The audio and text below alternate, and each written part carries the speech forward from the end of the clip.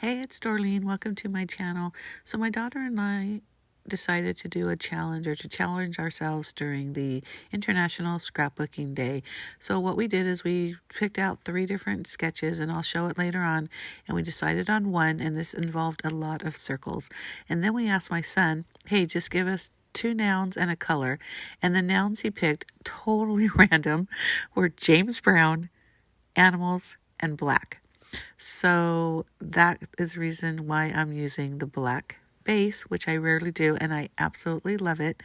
Now, I had these pictures of one of my granddaughters where we're at the jungle gym. So even though she's on the slide, I thought, okay, that I can use the animal theme for. And then as far as the James Brown, I used that with my title, which I realized after I did everything and I re-looked at the pictures that I actually wrote down the song wrong. So I'll have to fix that. But besides that, I'm using my Creative Memories circle cutter. Now this is the very first tool that I ever bought when I first started scrapbooking. So this thing is over 23 years old and it still works like a charm. I've never had to replace the cutting blades or anything, and I don't use it all the time, but I do use it a lot, especially when we were first scrapbooking. You know, when we were doing it back in the day, we were cutting everything into shapes. But I have a circle and an oval cutter, super easy to use. If you're interested in something like this, go to the Creative Memories website, because I'm 100% positive, or I shouldn't say 100%, I should say 99.9% positive they still make it and sell it. So once I did all my circles, some of them I used to mat the photos. Other ones I just kind of cut random circles in different sizes because I really wasn't sure what I was going to do. I really wanted to put an emphasis on the pink because, of course, she's wearing pink.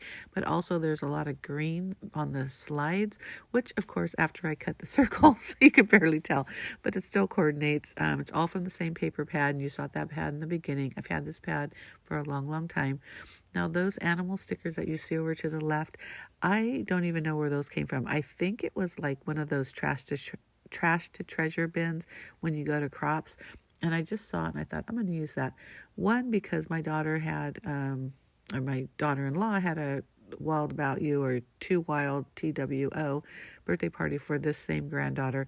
And I thought, okay, I can use those stickers for that. But isn't it funny how I ended up using them for a completely different layout? But the one thing, I mean, I absolutely love that these stickers are 3-dimensional. There's a lot of foam adhesive between, but I don't like to use too much dimension in my scrapbooking. So you'll see me throughout this when I'm using the stickers is kind of peeling off the foam adhesive. So it's not like double layered. It's just a single layer of a pop-up, if that makes sense. But you'll see that in a little bit. But anyhow, so my daughter and I, like I said, we were just kind of we did our scrapbooking down in our living room or in our kitchen.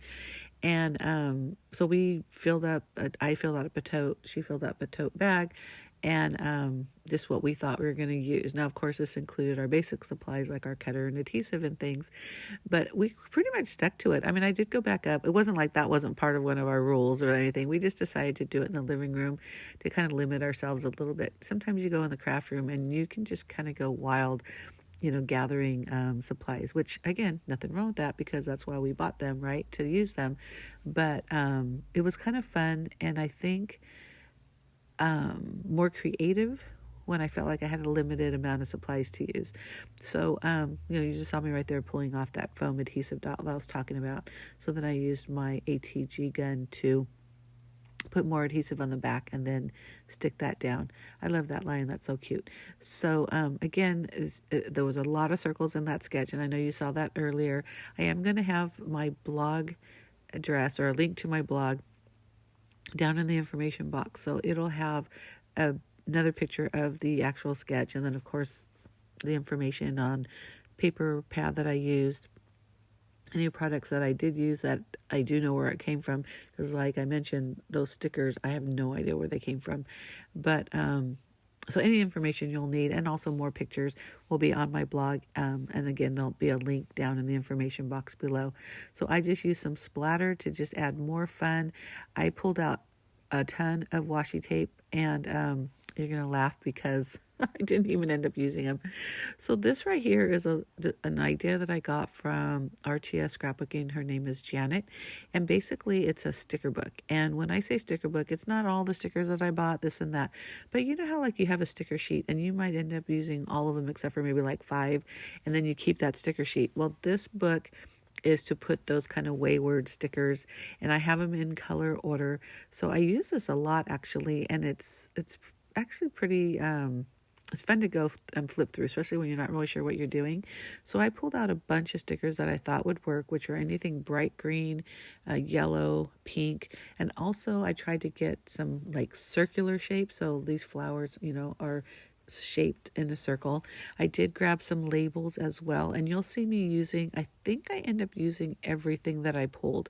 And you know, again, this is what makes layouts like this fun, is there really wasn't any, let me think, what's the word I'm trying to use, like hard rules as far as, oh, I have to use this particular line for everything to match. So I didn't do that at all. I did put down the stickers that I knew was going to use, and then the other ones I moved them aside for now on that sticker sheet until I was ready to use them. I did want to use a monkey, which they did not have on those 3-dimensional animal stickers. So I just cut that from the paper pad. And originally I was going to kind of do like a whole monkey bars thing, but nope, she wasn't on the monkey bars. She was on a slide. And I just grabbed a white pen and drew like a stitch marking around the larger circle. And that is kind of what the sketch is showing. But again, just added more fun, added more interest.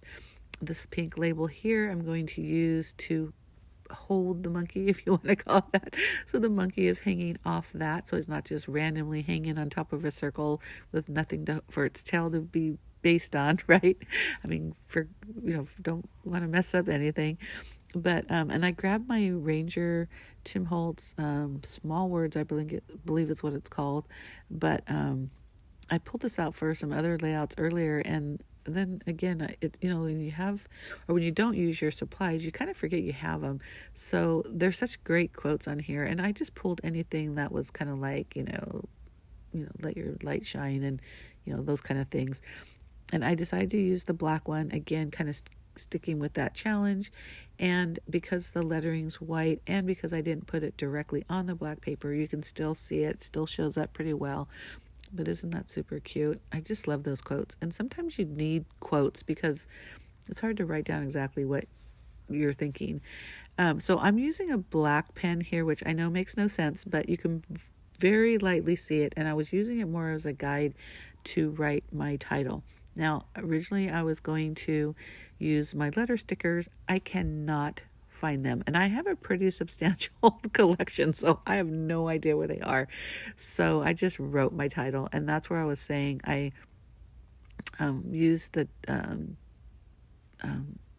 James Brown sings a song called "Doing It to Death," and basically in the song it says, we're gonna have a funky good time. So that is why I did the funky good time, was kind of the main title.